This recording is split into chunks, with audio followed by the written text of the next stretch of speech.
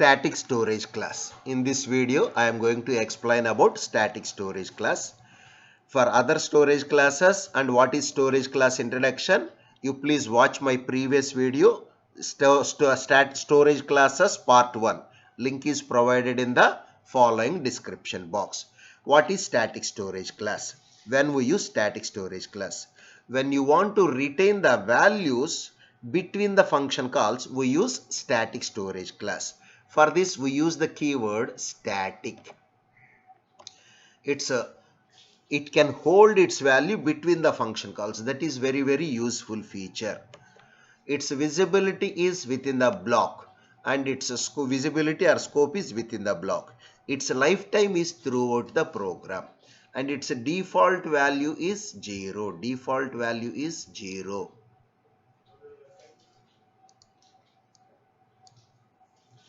Visibility is block. We use the keyword static.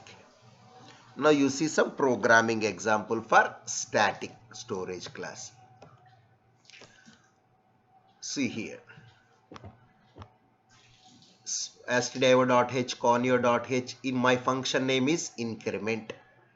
And here I have declared I as this auto storage class and J as the static storage class. Both are declared in the same location, but I is with auto storage class and J is with the static storage class. I is incremented by 1, J is incremented by 1. Function return. So the main difference between auto and static storage class. Auto, it loses its value whenever the control is coming outside of the function. Whereas static, it retains its value, to hold its value even though it is coming outside of the function. And next difference is auto default value is garbage, static default value is 0. Now you see the critical point. Now you see, I am calling the function increment 3 times. In the execution starts from main. So whenever I made a function call increment, the control will be moved to the function definition increment 1 time. So what is my I value? I is, here I am writing I value and here I am writing J value. I value is 1, J value is 1 in the first call, and I is incremented by 1, that means 2. J is also incremented by 1, that means 2. Very good. Printf I equal backslash and I equal to percentage D, J equal backslash T, J equal to percentage D. So I value, J value. So what it will print? It will print I equal to 2, J equals to 2. Okay. Now return will make give back the control to the calling location. Control will come here. So next statement is increment. Again control will move to the function definition. Here is the point. Now whenever the control is coming back, for the static variable, it will not consider the initial value. Now for I, again I initialize it to 1, J will not get any initialization because the static is initialized only 1 time. Whenever the control is coming back to the function, it will not go for initialization part. So I value is 1. J value retains its value. That means 2 only. J value is 2 only. It will not go for this initialization part. I is initialized to 1 because it is auto. Whereas even though static int j equal to 1 is next to the int I variable, but it will not get initialized because it is static. Next, I is incremented by 1, J is incremented by 1. So, I is initialized to 1, increment by 1 means it will make it as 2. j is not initialized. So its previous value is 2, incremented by 1 means it is 3. So next time it will print I is 2, j is 3. In the same way, control will come back.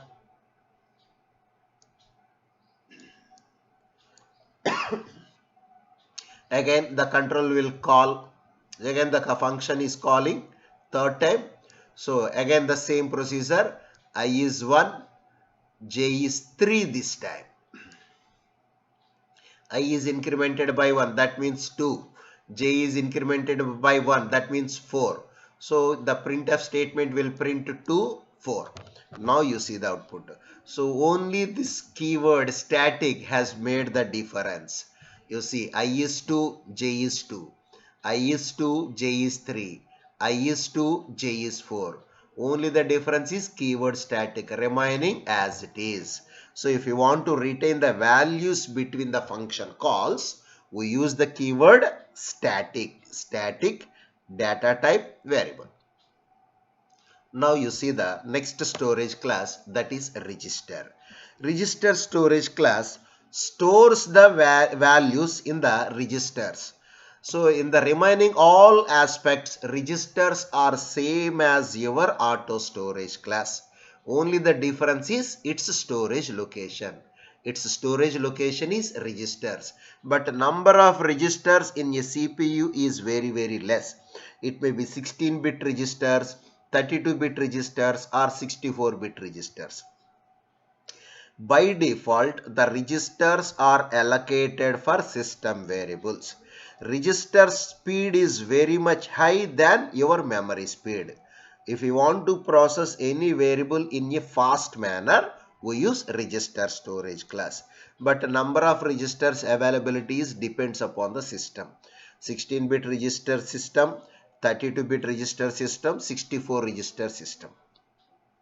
So if the number of registers availability is not there, if free registers are not available, then automatically registers will be considered as auto storage class without giving any intimation to the user. The compiler will convert it as auto storage class. Register's default value is 0. Now you see the program. Simple, we use the keyword register. Here, register, data type, CLR/SCR. So here I have declared I as register.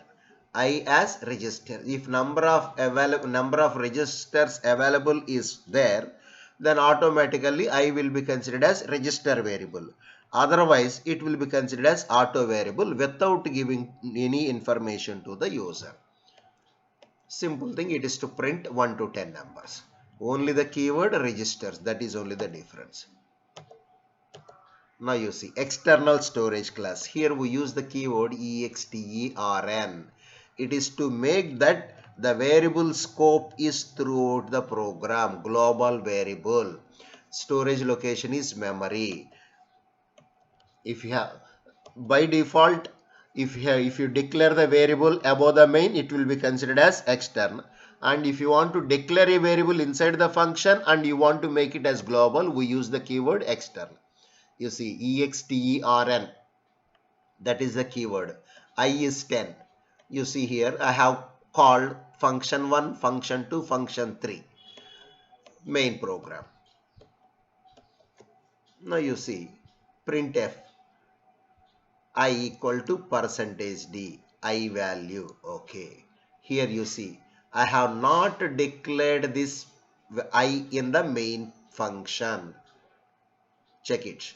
Here I have not declared variable I in the main function. But still I am printing I value. It will not give any error.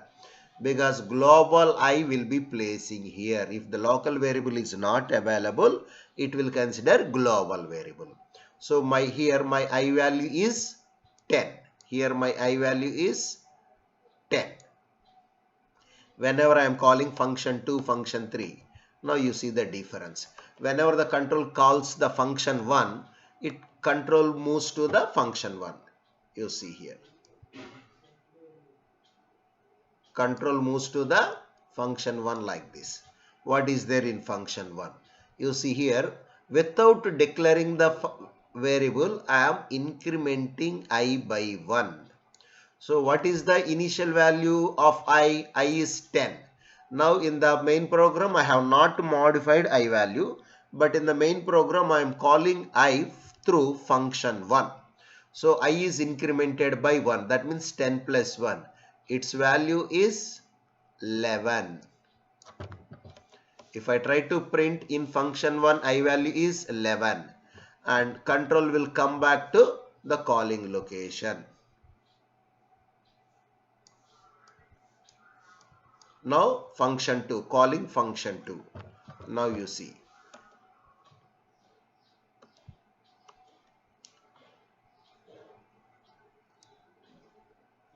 So function 2. In this function 2, I is decremented by 1. Previously I value was 11. Now I value will be 10. You see here in the function 1, I is incremented by 1. After function 1, I am calling function 2. In the function 2, I is decremented by 1. So I value will be 10. It will reduced by 1. Next one, function 3. If I am declaring a variable I and calling the function, so I value will be 50 like this. You see the output. In the main program, I value is 10. Here I value is 10. In the function 1, I value is 11. In the function 2, I value is 10. And in the function 3, I value is 50. Thank you.